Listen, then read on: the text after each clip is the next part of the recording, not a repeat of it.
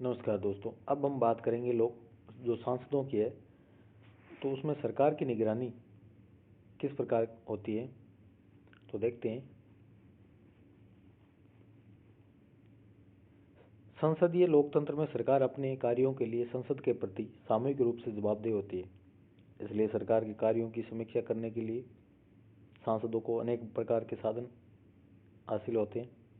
वे प्रक्रियागत उपायों के जरिए ऐसा कर सकते हैं, जैसे सरकारी नीतियों पर प्रश्न पूछ सकते हैं और राष्ट्रीय मुद्दों पर वाद विवाद कर सकते हैं। यह खंड उन तमाम तरीकों के बारे में जानकारी प्रस्तुत करता है जिनके जरिए सांसद सरकार की जवाबदेही तय करने में हिस्सेदार हो सकते हैं। एक सांसद अपनी पार्टी की ओर से सदन में मुद्दे उठा सकता है या स्वतंत्र रूप से भी ऐसा कर सकता है। सदन में किन सदस्यों को अपनी बात रखनी है, उनका नाम अध्यक्ष द्वारा चुना जाता है। कुछ प्रक्रियाओं में सांसद अपने नामों को स्वतंत्र रूप से सौंप सकते हैं। दूसरी प्रक्रिया में पार्टी नेतृत्व तय करता है कि किन सांसदों को किसी मुद्दे पर बोलना है और उन सांसदों का नाम अध्यक्ष को प्रेषित किया जाता है। उदाहरण के तौर पर प्रश्नकाल में देखें तो लोकसभा की बैठक का जो पहला घंटा होता है उसमें प्रश्नकाल के लिए होता है, तो इसका प्रयोग संसद सदस्य की जवाबदेही तय करने के लिए करते हैं। इस दौरान सांसद किसी मंत्री से उनके मंत्रालय के दायरे में आने वाली कानूनी और नीतियों के कार्यान्वयन के बारे में प्रश्न पूछ सकते हैं। किस प्रकार के प्रश्न पूछे जाते हैं प्रश्नकाल में, तो प्रश्नकाल के दौरान 3 प्रकार के प्रश्न पूछे जाते हैं। कौन कौन से? एक तो होता है तारांकित, और एक होता है अतारांकित, और एक होता है अल्प सूचना प्रश्न। तो तारांकित प्रश्न क्या होता है कि कोई भी सांसद तारांकित प्रश्न पूछता है और संबंधित मंत्री मौखिक उत्तर देता है। सांसद द्वारा एक दिन में एक तारांकित प्रश्न ही पूछा जाता है। तारांकित प्रश्न का अग्रिम आवेदन 15 दिन पहले करना होता है और एक दिन में मौखिक उत्तर देने के हेतु केवल 20 प्रश्न ही चुने जाते हैं। ये बैलेट द्वारा होता है।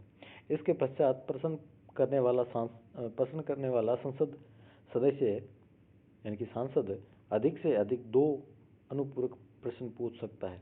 अध्यक्ष 3 अन्य संसद सदस्यों को अनुपूरक प्रश्न पूछने की अनुमति दे सकता है।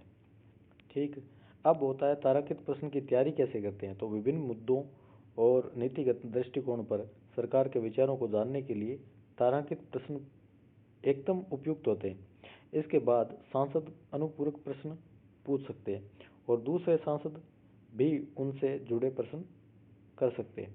अनुपूरक प्रश्नों का प्रयोग करके सरकार से उन मुद्दों पर जवाब मांगा जा सकता है जिनकी व्याख्या संभवतः संबंधित प्रश्न के उत्तर में न की गई हो। तारांकित प्रश्नों की सूची 5 दिन पूर्व उपलब्ध होती है और इससे संसद सदस्यों को अनुपूरक प्रश्नों की तैयारी करने के लिए समय मिल जाता है।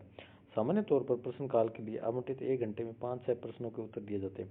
इसलिए यह बेहतर रहता है कि संभावित अनुपूरक प्रश्नों की तैयारी करते समय कुछ प्रारंभिक प्रश्नों पर ही ध्यान केंद्रित किया जाए।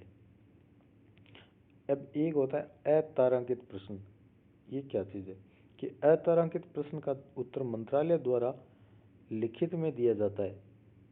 इन प्रश्नों को 15 दिन पूर्व पेश किया जाता है। एक दिन में अधिकतम 230 अतारांकित प्रश्नों को चुना जाता है।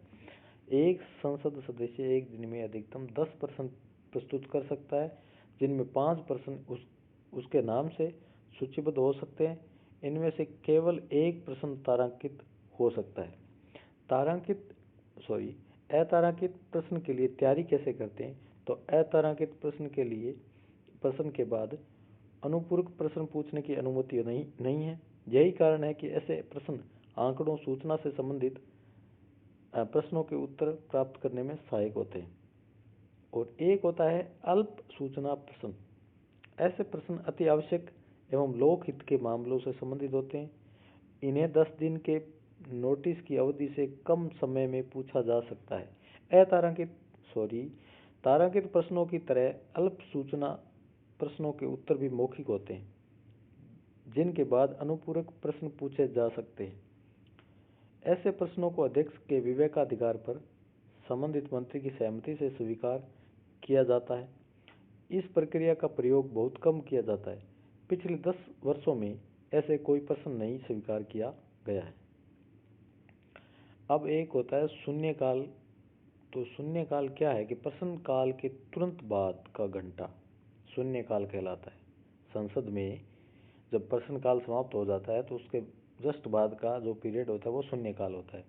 इसे सामान्य तौर पर ऐसे मुद्दों को उठाने के लिए प्रयोग किया जाता है जो कि अत्यावश्यक है और जिनके लिए किसी अन्य प्रक्रिया के तहत अपेक्षित नोटिस की अवधि तक प्रतीक्षा नहीं की जा सकती।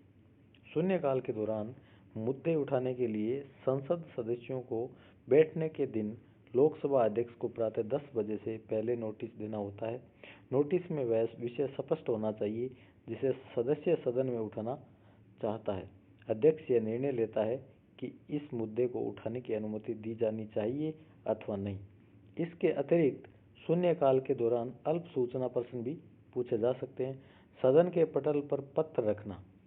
प्रश्नकाल की शुरुआत में अनेक पत्र जैसे मंत्रालय और सार्वजनिक क्षेत्र के उपक्रमों की वार्षिक रिपोर्ट, कैग जो नियंत्रक और महालेखा परीक्षक है की ऑडिट रिपोर्ट, संसदीय समितियों की रिपोर्ट और सरकारी अधिसूचनाओं को सदन के पटल पर रखा जाता है।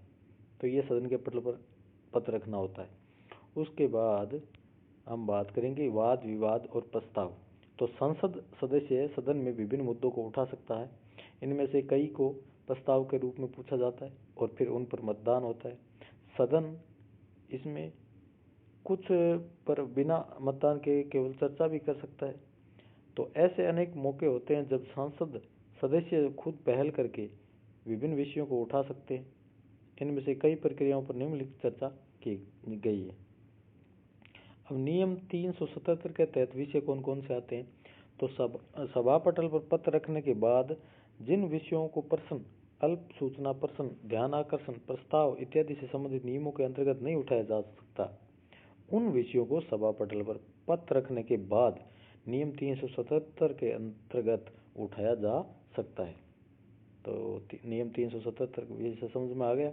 उसके बाद में संसद सदस्य अपनी व्यक्तिगत क्षमता में लोकसभा अध्यक्ष की अनुमति से इस नियम के तहत विषय उठा सकते हैं। इसके लिए बैठक के दिन प्रातः 10 बजे से पहले नोटिस देना होता है और नोटिस अधिकतम 250 शब्दों का होना चाहिए। वर्तमान में एक दिन में केवल 20 संसद सदस्यों को नियम 377 के तहत विषय उठाने की अनुमति दी जाती है। एक दिन में केवल 20 संसद सदस्यों को ही 377 के तहत विषय उठाने की अनुमति दी जाती है। तो सांसदों के नाम को पहले में उनके राजनीतिक दलों की सदस्य संख्या के आधार पर चुना जाता है। कोई सदस्य नियम 377 के अंतर्गत एक सप्ताह में केवल एक विषय उठा सकता है। उदाहरण के लिए 16वीं लोकसभा में इस प्रक्रिया के अंतर्गत अनेक विषय उठाए गए थे, जैसे नए स्कूलों और रेलवे लाइनों की स्थापना। अब गैर सरकारी सदस्यों के प्रस्ताव कैसे रखे जाते हैं? तो कोई सांसद जो कि मंत्री नहीं है, मान लो कोई सांसद है वो मंत्री नहीं है और सुझाव विचारों की घोषणा और सरकार के किसी एक्ट या नीति को मंजूर या नामंजूर करने या किसी महत्वपूर्ण मुद्दे पर सरकार के ध्यानाकर्षण के रूप में प्रस्ताव पेश कर सकता है। इन्हें गैर सरकारी सदस्यों का प्रस्ताव कहा जाता है। तो सांसदों से इस प्रस्ताव के लिए 2 दिन पहले नोटिस देने की अपेक्षा की जाती है, यानी कि 2 दिन पहले नोटिस दिया जाता है। शुक्रवार की बैठक के अंतिम 2.5 घंटे गैर सरकारी सदस्यों के विधेयकों और प्रस्तावों के लिए ये निर्धारित किया हुआ है कि शुक्रवार की बैठक में अंतिम जो 2.5 घंटे हैं उनमें इनके कामकाज होगा। एक हफ्ता प्रस्ताव के लिए और दूसरा हफ्ता विधेयक के लिए निर्धारित होता है। ठीक बात। अब ध्यान आकर्षण नियम 197 क्या है? तो एक संसद सदस्य अपनी व्यक्तिगत क्षमता के भीतर जनहित के किसी अत्यावश्यक मामले पर मंत्री का ध्यान आकर्षण कर सकता है, जिस पर मंत्री प्रतिक्रिया देता है। मंत्री के वक्तव्य के बाद स्पष्टीकरण संबंधी प्रश्न पूछे जा सकते हैं और मंत्री द्वारा ऐसे प्रत्येक प्रश्न के उत्तर दिए जाते हैं। तो उदाहरण के लिए 16वीं लोकसभा में एक सांसद ने देश में बाढ़ की समस्या पर वक्तव्य देने के लिए गृह मामलों के मंत्री के ध्यानाकर्षण की मांग की। बैठक के दिन प्रातः 10 बजे से पहले नोटिस देना होता है और बैलेट द्वारा अधिकतम 5 सदस्यों को चुना जा सकता है। यह नोटिस 1 हफ्ते के लिए वैध होता है।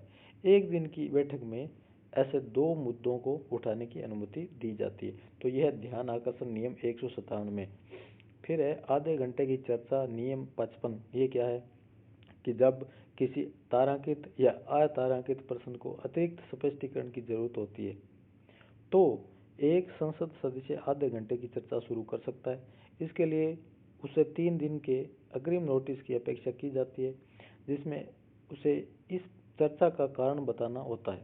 अध्यक्ष अपने विशेषाधिकार का प्रयोग करके उस नोटिस की अनुमति दे सकता है। इस दौरान अधिकतम 4 अन्य सदस्य प्रश्न पूछ सकते हैं। 16वीं लोकसभा में आधे घंटे की चर्चा के दौरान जिन विषयों पर चर्चा हुई उनमें प्रमुख है प्रधानमंत्री ग्राम सड़क योजना, मनरेगा में अनियमितताएं और दूध के दामों में बढ़ोतरी। कार्य मंत्रणा समिति विस्तृत चर्चा के लिए कुछ मुद्दों को चिन्हित कर सकती है। वह हर पार्टी को समय देती है और पार्टी नेतृत्व उन सदस्यों को नामित करता है जो कि उसकी ओर से बोलेंगे। अब एक होता है अल्पकालिक चर्चा नियम 193। इस प्रावधान के तहत एक संसद सदस्य अत्यावश्यक जनहित के मामलों पर चर्चा प्रारंभ कर सकता है। संसद सदस्यों को इस संबंध में अध्यक्ष को नोटिस देना होता है, जिसमें उस विषय से संबंधित विवरण और उसे उठाने के कारण स्पष्ट किए जाते हैं। संसद सदस्य मामलों को उठाता है और फिर अन्य संसद सदस्य उस पर चर्चा करते हैं। तो चर्चा के अंत में संबंधित मंत्री द्वारा उत्तर दिया जाता है।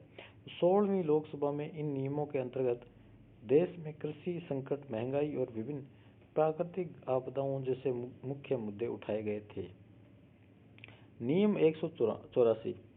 इस नियम के अंतर्गत विभिन्न विषयों को नियम 193 के समान ही उठाया जाता है, केवल एक अपवाद को छोड़कर। इसमें विषय को प्रस्ताव के तौर पर उठाया जाता है। मंत्री के उत्तर के बाद सदन प्रस्ताव पर मतदान करता है। उदाहरण के लिए 15वीं लोकसभा के दौरान इस नियम के तहत सरकार से मुद्रास्फीति की मौजूदा दर को स्थिर रखने के लिए जरूरी कदम उठाने की मांग यानी प्रस्ताव मंजूर किया गया और रिटेल में प्रत्यक्ष विदेशी निवेश की अनुमति को नामंजूर किया गया। तो ये प्रस्ताव नामंजूर। तो अब एक होता है स्थगन प्रस्ताव। स्थगन प्रस्ताव क्या होता है? यह प्रक्रिया जनित के किसी अत्यावश्यक मुद्दे पर सरकार का ध्यान दिलाने और उसके फैसले की आलोचना कराने के लिए उपलब्ध है, जिसके संबंध में प्रस्ताव या संकल्प लाने में समय लग सकता है, क्योंकि इनके लिए पूर्व नोटिस की जरूरत होती है। प्रस्ताव रखने वाले दिन प्रातः 10 बजे से पहले स्थगन प्रस्ताव का नोटिस दिया जाना चाहिए। अगर स्थगन प्रस्ताव मंजूर हो जाता है तो मतदान के बाद सदन स्थगित हो जाता है।